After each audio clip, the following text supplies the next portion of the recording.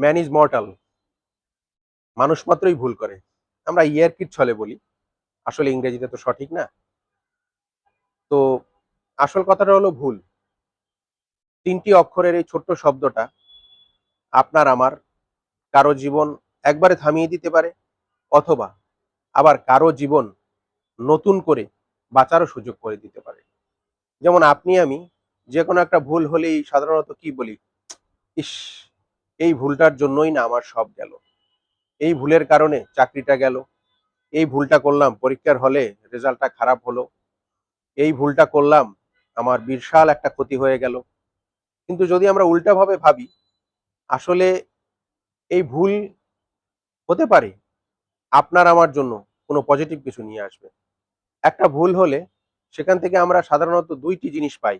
একটা হলো কোন পথে গেলে ক্ষতি, আর দ্বিতীয় হলো দ্বিতীয়বার ভালোভাবে প্রস্তুতি নেওয়ার সুযোগ।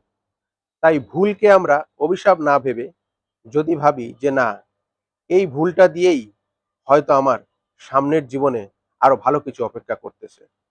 হয়তো একটা ভুল করে বসছি আপনি আমি, সেই ভুলের জন্য কাঁদতেছি। কিন্তু হয়তো ৫ বছর পর ওই জায়গায় দাঁড়িয়েই বলবো যে না, আলহামদুলিল্লাহ, ওই ভুলটা হয়েছিল বলেই আজকে আমি এই জায়গায় দাঁড়িয়ে আছি। তাই ভুলকে হতাশা নয়, ভুলকে আমরা সবসময় ভাববো একটা পজিটিভ হিসাবে। যে ভুলের মাধ্যমে আমরা নতুন করে আবার শিখবো এবং আবার সামনের দিকে আগাবো।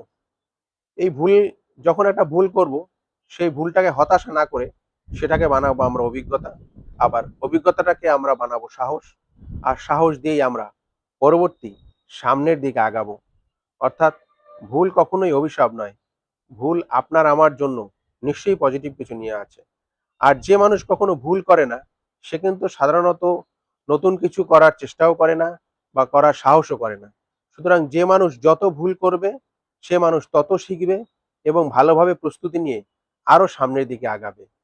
তাই ভুলকে অভিশাপ বা হতাশা নয়, ভুলকে ভাবি আমরা পজিটিভ জিনিস এবং সেই পজিটিভ ধরেই আগাই আমরা সামনের দিকে। ধন্যবাদ। সবাই ভালো থাকবেন।